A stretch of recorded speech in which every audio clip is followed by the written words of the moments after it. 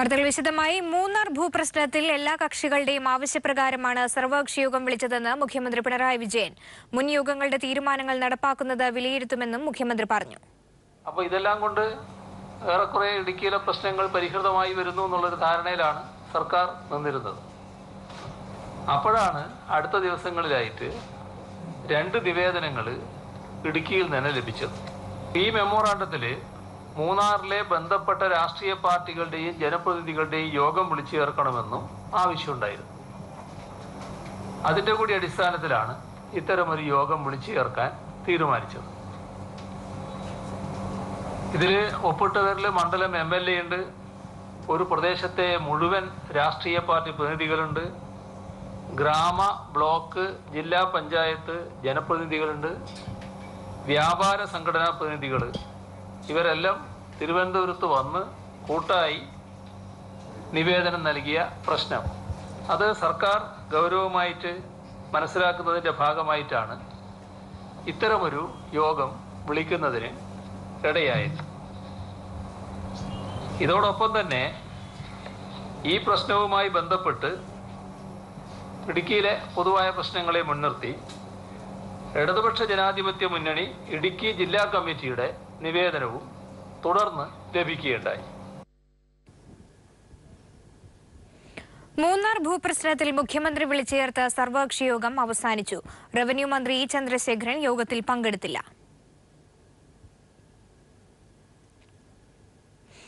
യോഗം വിളിച്ചത് ഒരു പാർട്ടിയെയും അറിയിച്ചിട്ടല്ലെന്ന് കോടിയേരി ബാലകൃഷ്ണൻ. എല്ലാ യോഗത്തിലും എല്ലാ മന്ത്രിമാരും പങ്കെടുക്കണമെന്നില്ല. റവന്യൂ മന്ത്രി വരാത്തത് അസൗകര്യം മൂലമാകുമെന്നും കോടിയേരി പറഞ്ഞു. എല്ലാ മീറ്റിംഗിലും എല്ലാ മന്ത്രിമാർക്കും പങ്കെടുക്കാൻ കഴിഞ്ഞൊന്നും വരില്ല. അദ്ദേഹത്തിന് എന്തെങ്കിലും അസൗകര്യം ഉണ്ടായിരിക്കും. അത് കൂട്ടുത്തരവാദിത്വം ബാധിക്കുന്ന പ്രശ്നങ്ങളല്ലേ. ഇടുക്കി ജില്ലയിലുള്ള കുടിയേറ്റ കർഷകർക്ക് സംരക്ഷണം കൊടുക്കുക, അനധികൃതമായിട്ടുള്ള എല്ലാ കയ്യേറ്റവും ഒഴിപ്പിക്കുക, ഇതാണ് സർക്കാരിൻ്റെ നിലപാട്. അത് സമയബന്ധിതമായി നടപ്പിലാക്കുക തന്നെ ചെയ്യും.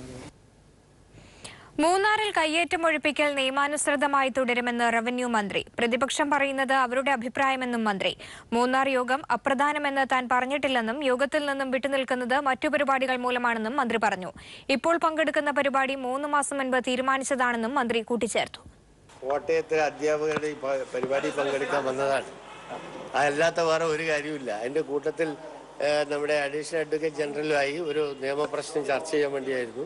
അത് പ്രത്യേകിച്ച് നമ്മുടെ വയൽ തണ്ണീർത്തട നിയമവുമായി ബന്ധപ്പെട്ട വിഷയത്തിൽ ഇപ്പോൾ കോടതിയിൽ വന്നിരിക്കുന്ന ഒരു പ്രശ്നത്തിൽ ഇനി തുടർന്ന് എന്ത് നിലപാട് സ്വീകരിക്കണം എന്നാലോചിക്കാനായിരുന്നു. ആ കാര്യങ്ങൾ തമ്മിൽ ചർച്ച ചെയ്യും. ഇവിടെ യോഗത്തിൽ പങ്കെടുക്കുമ്പോൾ അവിടെ പങ്കെടുക്കാൻ പറ്റുമോ? സർക്കാരിന് കൂട്ടുത്തരവാദിത്വം നഷ്ടമായെന്ന് പ്രതിപക്ഷ നേതാവ് രമേശ് ചെന്നിത്തല. മുഖ്യമന്ത്രി പറയുന്നത് മറ്റു മന്ത്രിമാർ കേൾക്കാത്ത സാഹചര്യമാണ് ഇപ്പോഴുള്ളതെന്നും അദ്ദേഹം പറഞ്ഞു. സർക്കാരിന്റെ മദ്യനയത്തിൽ പ്രതിഷേധിച്ച് സെക്രട്ടേറിയറ്റിന് മുന്നിൽ സംഘടിപ്പിച്ച ധർണ ഉദ്ഘാടനം ചെയ്യുകയായിരുന്നു അദ്ദേഹം.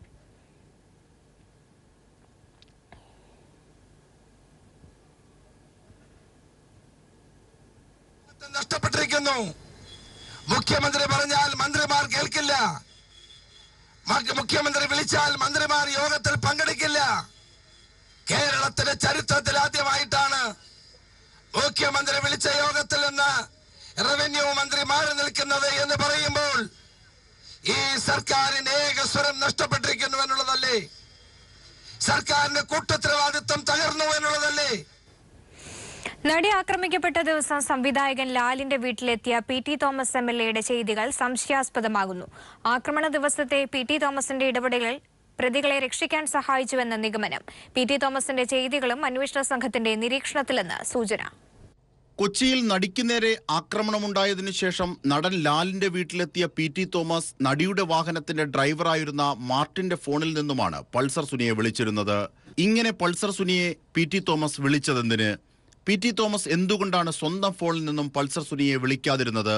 PT തോമസ് ഫോണിൽ എന്ത് നിർദ്ദേശമാണ് പൾസർ സുനിക്ക് നൽകിയത്? പോലീസിന് പിടികൊടുക്കാതെ രക്ഷപ്പെടാനുള്ള നിർദ്ദേശമാണോ PT തോമസ് പൾസറിന് നൽകിയത്? PT തോമസിന്റെ കോളിന് ശേഷം Pulsar Suni phone switch off ചെയ്തത് സംശയം കൂടുതൽ വർദ്ധിപ്പിക്കുകയാണ്. പോലീസ് എത്തും മുമ്പ് രക്ഷപ്പെടാൻ PT തോമസ് പൾസറിന് അവസരമൊരുക്കുകയായിരുന്നോ എന്ന സംശയവും ഉയരുന്നു. പൾസർ ഫോൺ സ്വിച്ച് ഓഫ് ആക്കിയതോടെ പോലീസിന് അയാളുടെ ലൊക്കേഷൻ കണ്ടെത്താൻ കഴിയാതെയായി. അപ്പോൾ തന്നെ പൾസറിനെ പിടികൂടാനുള്ള സാധ്യതയാണ് PT തോമസ് MLAയുടെ ഇടപെടൽ കൊണ്ട് ഇല്ലാതായത്.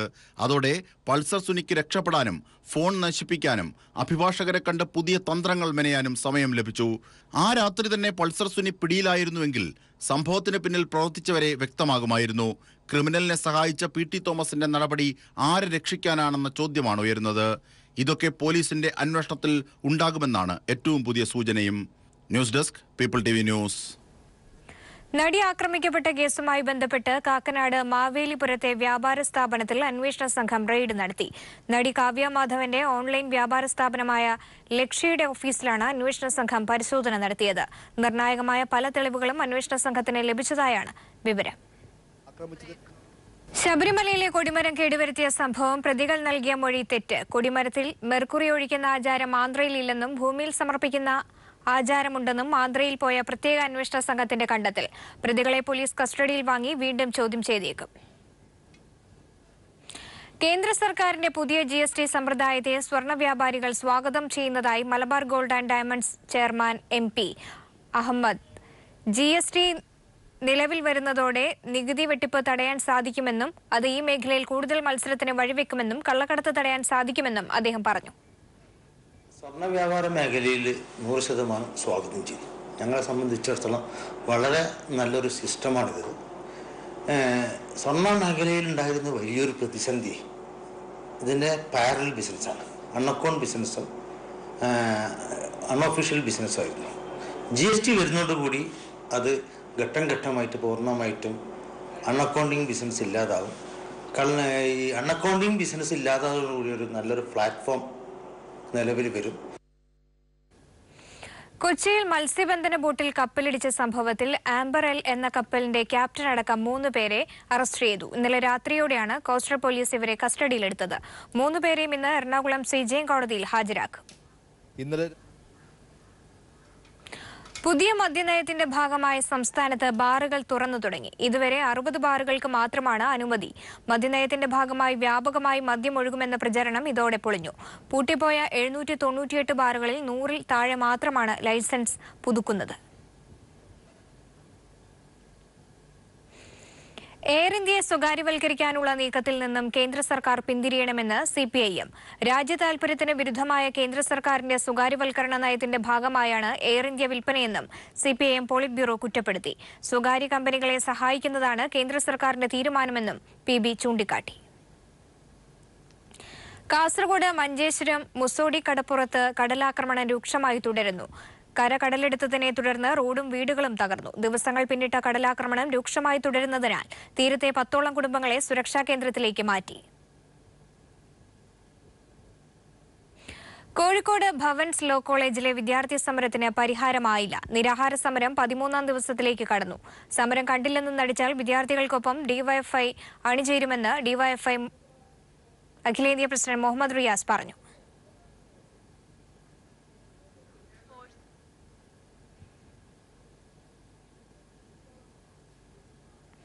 സ്പോർട്സ് വാർത്തകൾ.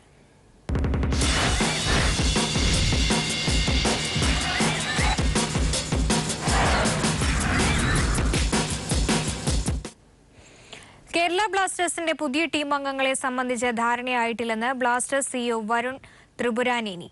CK വിനീത് അടക്കമുള്ള മലയാളി താരങ്ങൾ ടീമിൽ ഉണ്ടാകുമോ എന്ന കാര്യത്തിലും തീരുമാനമായിട്ടില്ലെന്ന് അദ്ദേഹം പറഞ്ഞു. കേരള ഫുട്ബോൾ അസോസിയേഷനും ബ്ലാസ്റ്റേഴ്സും സംയുക്തമായി സംസ്ഥാനത്ത് ആരംഭിക്കുന്ന ഫുട്ബോൾ സ്കൂളുകളുടെ ലോഗോ പ്രകാശനവും കൊച്ചിയിൽ നടന്നു.